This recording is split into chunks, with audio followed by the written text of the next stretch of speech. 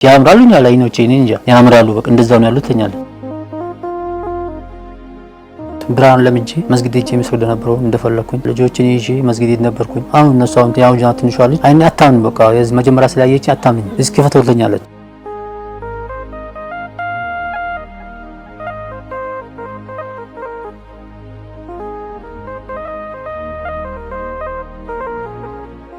እሷ ነገር ማለት ነው ያው እሷ ትመጣለች መታለፈኛት ሲመኛለች እኔ አይኔ ተከፍቶ እሷን በት ሮጣ መጣች ከሆስፒታል ስመጣ እኔ እንደዚህ ጨለማ መስሏት እሷ አሁን እንኳን አልጠፋም ጀማራችን በቃ ለሽንቴ ታውጣኛለች ታስገባኛለች እኔ ችግር የለውም የነሱ ሞራል መጎዳቱ ነው ትንሽ የከበደኝ ጭንቅላቴ እኔ እዚህ ቤት ስቀምጥባቸው እነሱ ሞራል በጣም እንትን አለ የተጎዳው አልጋ ላይ ተኝቼው ትገባና እንደዚህ አጨፍኖተኛለች አሁን ብዙ ጊዜ አሞኛላት አለ አጨፍነው በቃ ተኛለች ወጥቶ በቃ እንደዚህ አርጋ በጣውታ እንደዚህ ይዝኛል አጨፍነው ይሄው ያልተኛለች ትምት ሰሞን ዘንድሮ ለምን ያስገባዋት አምጥታ ፊደሎችን ወላሂ ማታ አሰቀሰችኝ አስለምታ ፊደሉን ታሳኛለች ነው እሺ ያልኳት አትረዳኝም ከስንት ሰዓት በኋላ ነው የምትረዳኝ መታመሚን ማለት ነው አለመታይ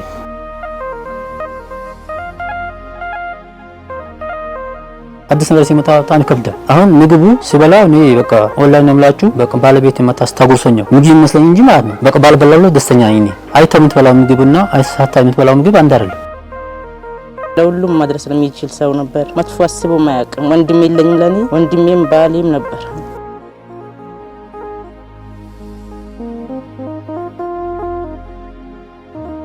እንደ ካምፓኒ ቴምር ሪል ስቴት ሰራተኞቹን ወክለን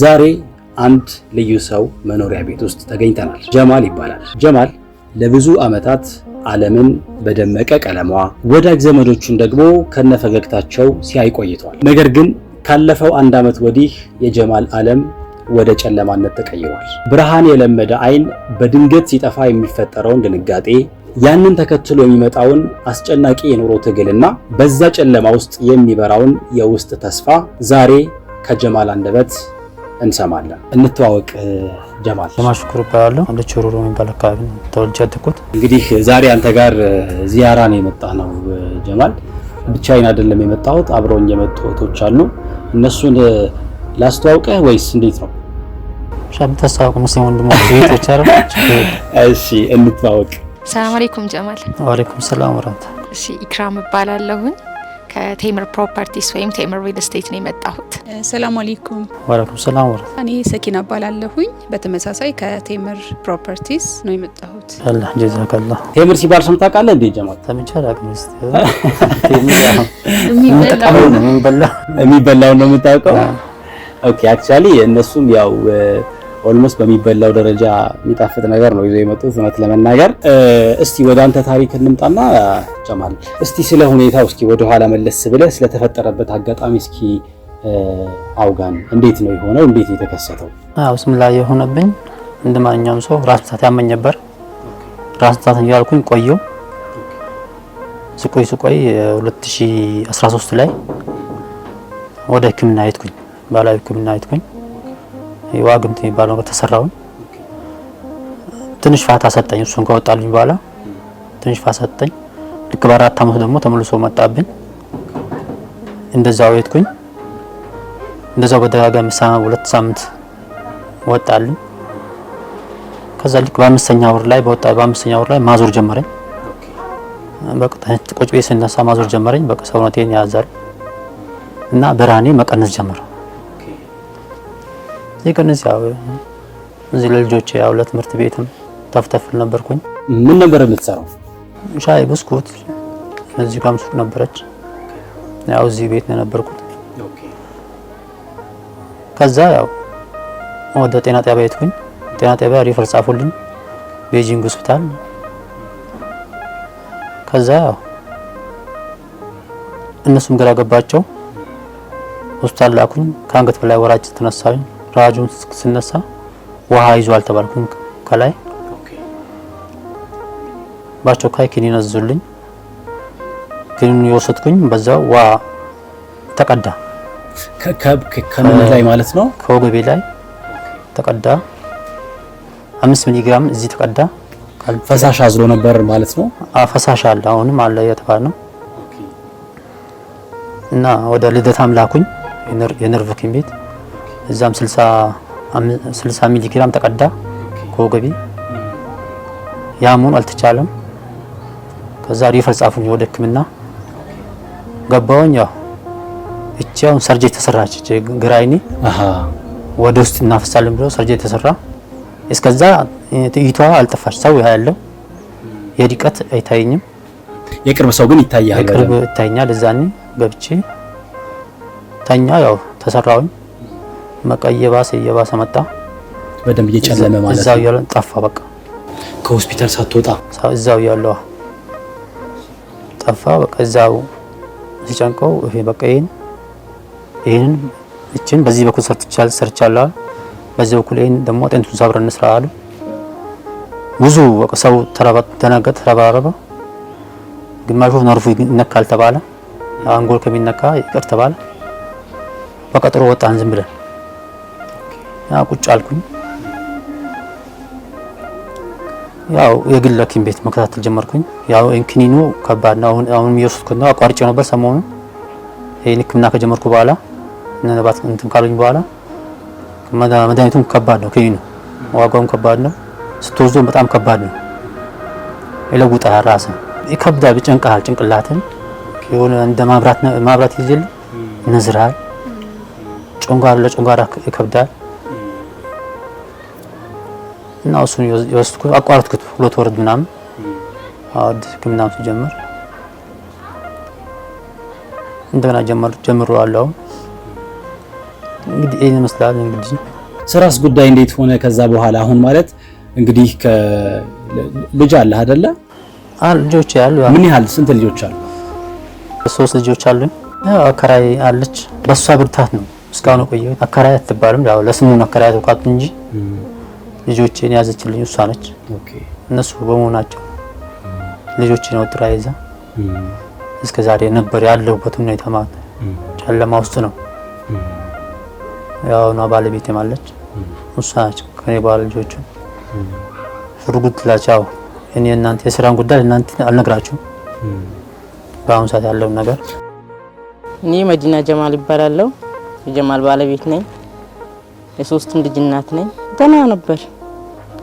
ደህና በሚገባ ለሁሉም የሚደርስ አቅም የለውም እንጂ ለሁሉም ማድረስ የሚችል ሰው ነበር።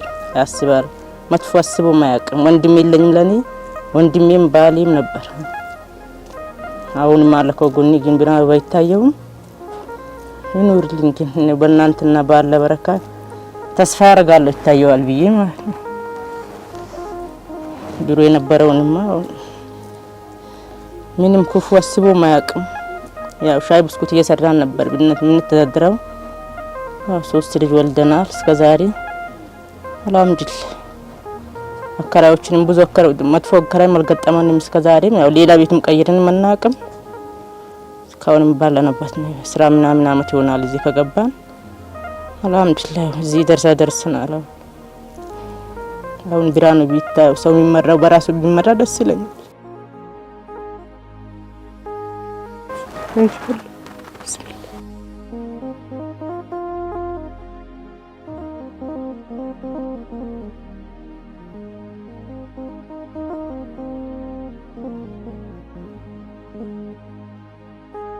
አንድ ቀን ማይኑን ታሞ ያውቃል። የመጨረሻ ያበቃሁት እንትን ያመንኩት አንድ ቀን ትምህርት ቤት ልጅ ነው ድርሶ ሲመጣ ወደቀ።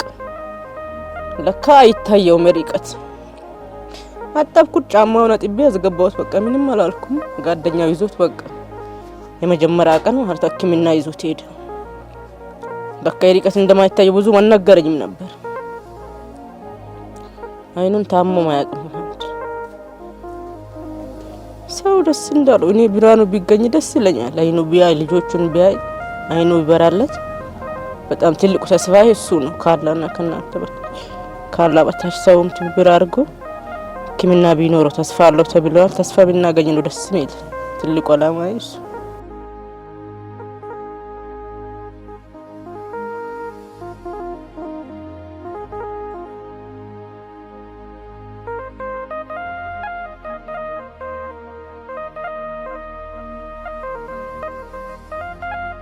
አንተ ነበርክ ቤት ውስጥ ያለው ነገር በሙሉ የምታስተዳድረው ለብቻ? ከጀርባዬ አሉ እሷ 5 ቤተሰቦች ሽማግሌዎች አሉ ከጀርባዬ ማለት ነው። የሷ አባት እናት አሉ፣ የኔ አባት እናት አሉ።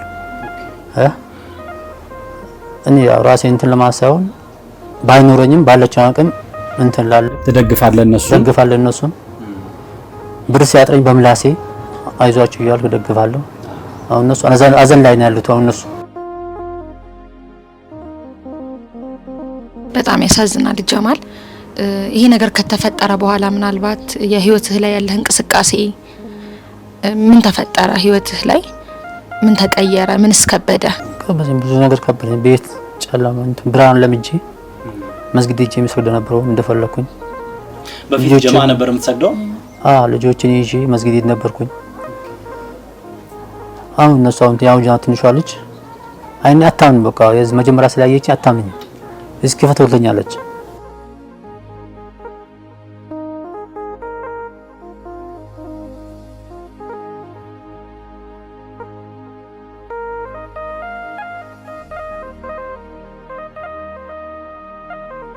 ይኸው ታያልተኛለች፣ ለሽንቴ ታወጣኛለች፣ ታስገባኛለች። እኔው ችግር የለውም የነሱ ሞራን መጎዳቱ ነው ትንሽ የከበደኝ ጭንቅላቴ። እኔ እዚህ ቤት ስቀምጥባቸው እነሱ ሞራን በጣም እንትን አለ የተጎዳው።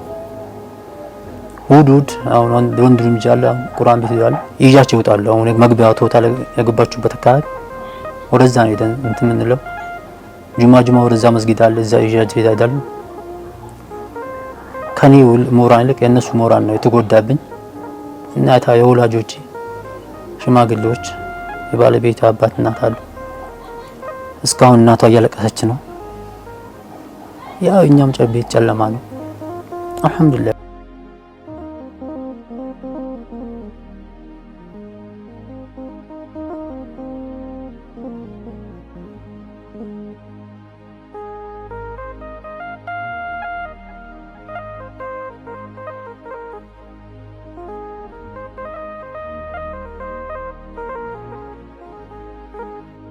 ብዙ ጓደኛ የነበረሽ ስትኖሪ ነው ስትራምጂ ነው ብዙ ጓደኛ የሚኖርሽ። አብዛኛው ይቀራል በቃ አንቺ ስትቀሪ። አንዳንዶቹ ነው እስከዛሬ ያልቀሩት። ጁማ ቤት አልቀመጥም ይዞኝ ይሄዳሉ ይመጣሉ ተራ በተራ። ለልጅ ምን ትላታለህ ጀማ? እንደዛ አይነት ጥያቄ ስታነሳለህ ማለት ለሷ ምን እንዳልከው ማየት ማለት በቃ አይን ካለ አይደለም ማየት እንደዛ ነው አይደል? አሁን ልጅ እንደዛ ነው የሚለው ምን ትላታለህ? እንደዛ ጥያቄ ስታ አልጋ ላይ ተኝቼውን ትገባና እንደዚህ አጨፍነው ተኛለች። አሁን ብዙ ጊዜ አሞኛል እላታለሁ አጨፍነው በቃ ተኛለች። ሁለቱም በቃ እንደዚህ አድርጋ በጣውታ እንደዚህ ትይዝኛለች አጨፍነው ይሄው ያልተኛለች። አሁን ትምህርት ሰሞኑን ዘንድሮ ለምን ያስገባዋት አምጥታ ፊደሎችን ወላሂ ማታ አስለቀሰችኝ። አስለምታ ፊደሉን ታሳኛለች እና እሺ ያልኳት አትረዳኝም። ከስንት ሰዓት በኋላ ነው የምትረዳኝ መታመሚን ማለት ነው አለመታየት።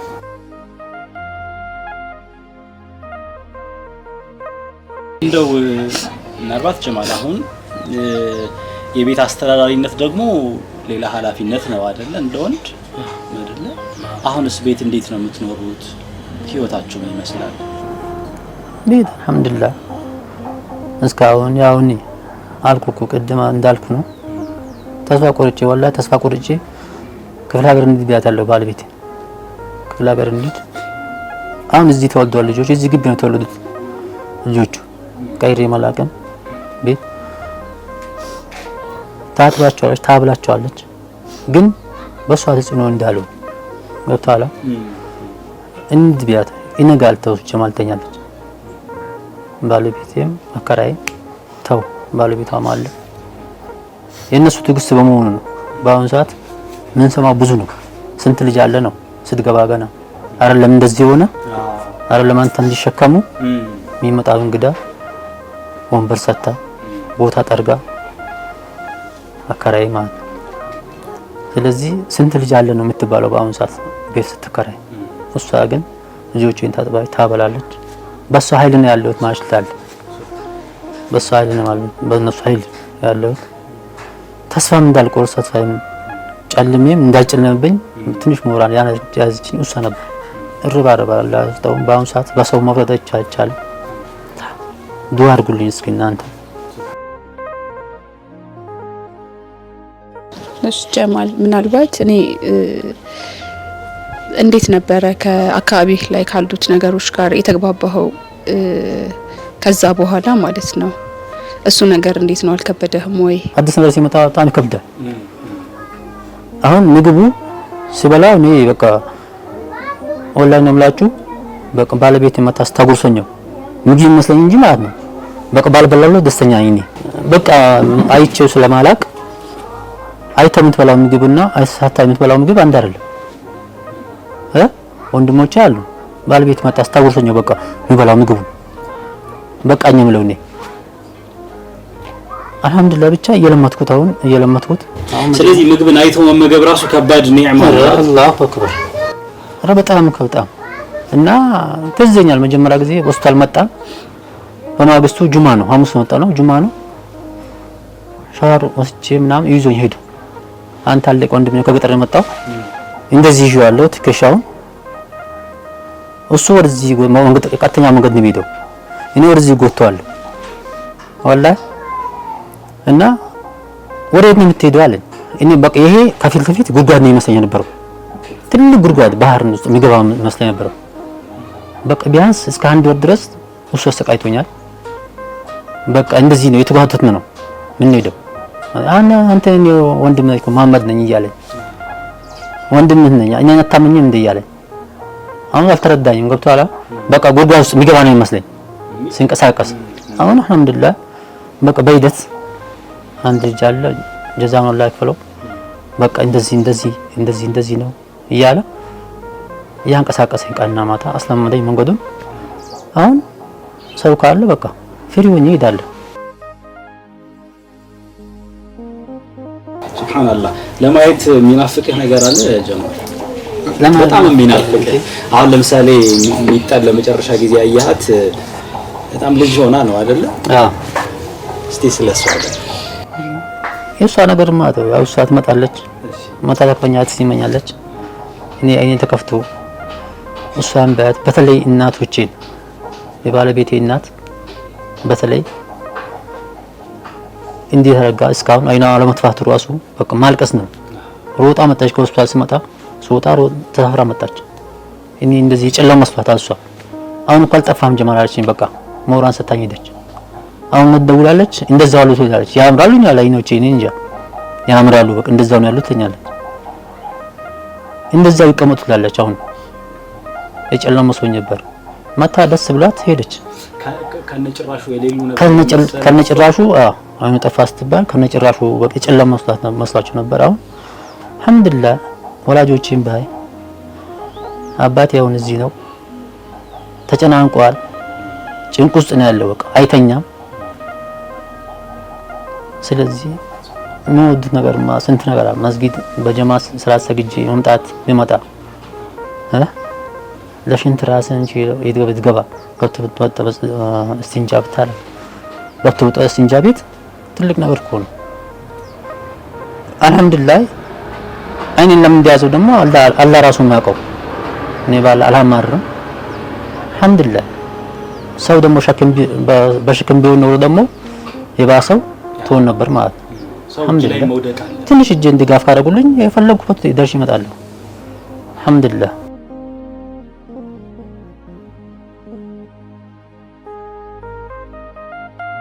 ተስፋ አለው የመዳን ወደፊት የማየት ተስፋ አለክ? በሕክምና ደረጃ ያለው ነገር እንዴት ነው?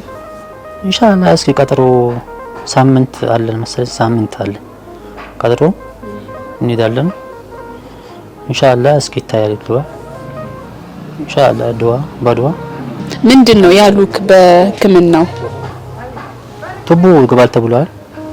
ቅላቴ ላይ ውሃ ቋጥሯል። ቱቦ ይገባል ተብሏል።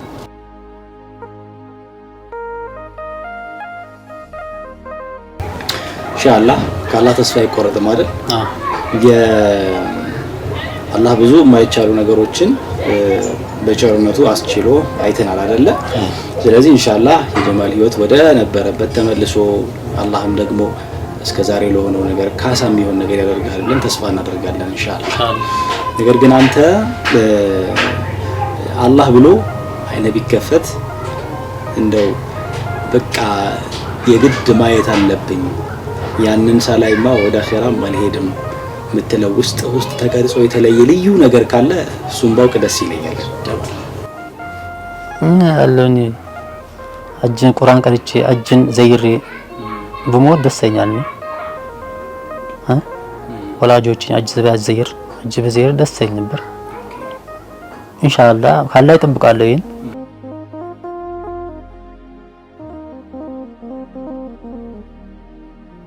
እሺ ጀማል፣ ያው እኛ ሶሻል ሚዲያ ላይ ቲክቶክ ላይ ነው ያየነው ያንተን ኬዝ እና ነባ ያስተዋወቀችውን አይተን በአንድ ሰው 200 ብር የሚለውን ቻሌንጅ አይተን እንደ ካምፓኒ ቴምር ሪል ስቴት ሰራተኞቹን ወክለን የ500 ሰው ቻሌንጅ ተቀላቅለናል ማለት ነው። የ500 ሰው ቻሌንጅ 100,000 ብር በቴምር ሪል ስቴት ስም ልናበረክትልህ ነው የመጣ ነው። ኢንሻአላህ ትድናለህ ካላህ ጋር።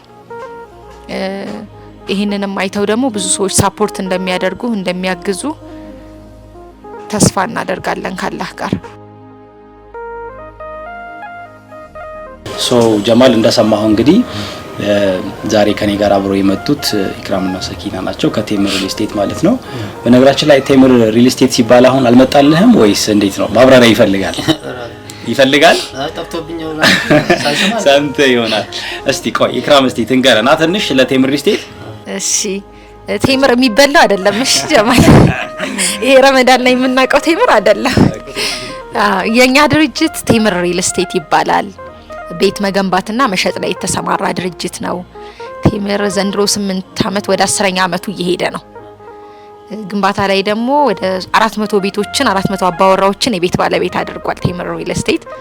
አሁን ላይም የተለያዩ ቦታዎች ላይ አፓርትመንቶችን እየገነባን ነው። የተለያዩ ሎኬሽኖች ላይ አፓርትመንት፣ የንግድ ሱቆችን እየገነባን የቤት ባለቤት እያደረግን ነው። ያው እንደ ቴምሩ ጣፋጭ የሆነ እንደ ቴምሩ ውድ የሆነ ነገር ለደንበኞች እየሰጠ ያለ ካምፓኒ ነው። እንግዲህ በዚሁ አጋጣሚ ይሄንን ቪዲዮ የሚያዩ ደግሞ የቴምር ደንበኞቻችን አሁን ላይ አክቲቭሊ የምንሸጣቸው አፓርትመንት ቤቶችም የንግድ ሱቆችም አሉን። ሳር ቤት ላይ ቫቲካን ኤምባሲ ዝቅ ብሎ ባለ 2 መኝታ 5.7 ሚሊዮን ብር ጀምሮ ባለ 3 መኝታ አማራጮችም አሉ። ለአከፋፈል ምቹ በሆነ መንገድ የተቀመጡ አፓርትመንት ቤቶች አሉን ማለት ነው። አዋሪም ላይ እንደዛው ከ5.4 ሚሊዮን ብር ጀምሮ የሚሸጡ አፓርትመንት ቤቶች አሉን። በተጨማሪም ደግሞ ገላን ላይ ትልቅ የንግድ ሞል ባለ 7 ፎቅ እየገነባን ያለ ነው። እዛም ላይ እንግዲህ ንግዳችሁን እዛ ላይ ማድረግ የምትፈልጉ ደንበኞች ከ2.5 ሚሊዮን ብር ሙሉ ክፍያ ወይም ደግሞ ከ500,000 ብር ቅድመ ክፍያ ጀምሮ የሱቅ ባለቤት መሆን ይችላሉ ማለት ነው። ይሄን ነገር እንግዲህ ስናወራ ያለ ምክንያት አይደለም። ምናልባት ቴምር በየትኛውም መንገድ አፓርትመንት ቤቶቹንም ሱቆችንም ይሸጣል። በጣም ብዙ ደንበኞች አሉት።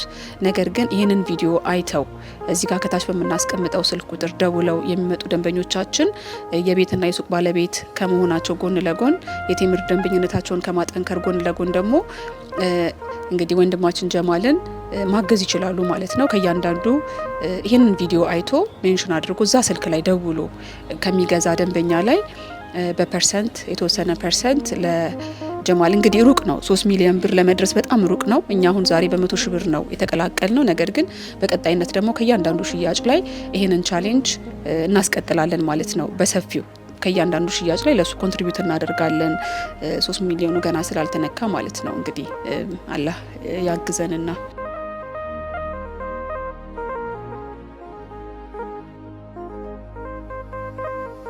ጀዛከላ ባጣችሁት ላይ ተካላችሁ። እንደዚህ አይነት በሽታ ደግሞ በማን የትኛውም ሰው አይግጠመው፣ በጠላታችን አይግጠመው። እንደዚህ አይነት በሽታ ከባድ ነው። ወላሂ ያኔ ጨለማ በጣም ከባድ ነው። ከጨለማ ላይ ጠብቃችሁ እናንተን የልፋታችሁን ደግሞ አይቶ እርምጃ ለጥሩ ነገር መራመዱ ብዙ እንትኖችን ነው የሚይዝልን። ኢንሻአላህ ብዙ ወንጀላቸውን አራፋቸው የምትሄዱበት ቀን አላህ ያድርገው። እኔንም በእናንተ መጣ ደግሞ ይሄንም አላህ ይማረኝ። ሰላም አለይኩም ወራህመቱላሂ ወበረካቱ። ለዚህ መልካምነት ቴምር ሪል ስቴትን እጅግ አድርገን እናመሰግናለን። ከዛ ባለፈ ግን ምናልባት ይህን ቻሌንጅ ለመቀላቀል ጀማልን ደግሞ ለማገዝ የምታስቡ ሰዎች ካላችሁ ደግሞ መቼም ይሄን አይታችሁ አለማሰብ አይቻልም ብዬ ነው ማስበው።